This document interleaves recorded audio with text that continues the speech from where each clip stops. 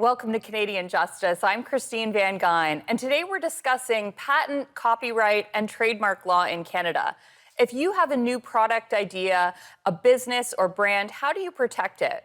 With an increasingly globalized and digital world, how do you protect your ideas and brand from being stolen by someone thousands of miles away? How robust is intellectual property protection in Canada? And what are some of the challenges, not just of enforcing a patent, copyright, or trademark, but of obtaining these intellectual property rights for digital or artistic forms? Here today to discuss this issue are three experts. And we're joined first by Ron Foxcroft, inventor of the Fox 40 P-less whistle and a family friend of mine who I've known my whole life. He's been distinguished with a shape protective trademark. The whistle Fox 40 is sold in over 140 countries and is sanctioned by almost all major sports worldwide. Ron is the CEO of Fox 40 International, which he founded in 1987, has over 100 patents and trademarks, and he's also the author of The 40 Ways of the Fox, available at thefox40shop.com. We'll then be joined by two intellectual property lawyers. Ron, thank you so much for joining me today. Let's start with what's probably your most famous patent, which is the Fox 40 whistle. Can you tell me the story of how you came up with this idea? I sure can. I'm a pro basketball referee, Canadian, and I got assigned to work the 1976 Olympics and fortunately advanced to working the gold medal game. In that gold medal game, there was a play under the basket where a player got an elbow in the nose and there's blood all over the place and he broke his nose. It was Adrian Dantley from the NBA.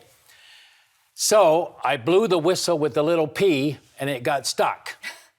Well, I guess we got through that game because I signed to be the first Canadian to referee in the NCAA, which was fantastic. And I got to work Michael Jordan's first college game at North Carolina. But everywhere I went, the whistle with the little P with a big crowd, it would get stuck or jammed or just, it wouldn't work.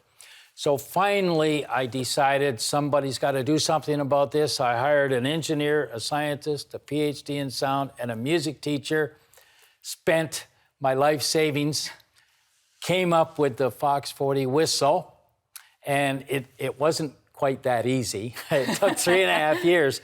Anyway, today we're made in Canada, 35 years. We sell 15,000 whistles a day made in Canada, and we have over 100 patents and trademarks. We've added 200 other products, but we have about 150 patents and trademarks. And this is one of your newer ones, which is the electronic whistle. Yes. Why don't you just tell me really briefly why you came up with this one? Well, during the pandemic, sport came to a stop and they couldn't start with blowing a whistle. So we started to promote our electronic whistle, which was used all through the pandemic and continues to be used today. And we just invented and released, this is the world's first software-defined electronic whistle. When you push the button, you don't have to put it in your mouth. You push the button, it sounds like a Fox 40, and we trademarked the software to give us added protection. Right, because this was the concern during the pandemic of putting things in your mouth, but I guess now they've adopted this new technology. Now, we've got about a minute in this segment. Can you tell me what the hardest part is of getting a patent? I sure can. Number one, we're entrepreneurs. We're business people. Getting a patent and a trademark should be acquired by an expert, by a patent lawyer, a trademark lawyer. So in our case, we hired a person in our office with a legal background, not a lawyer, but a legal background, to walk us through this and work with our qualified patent trademark lawyers.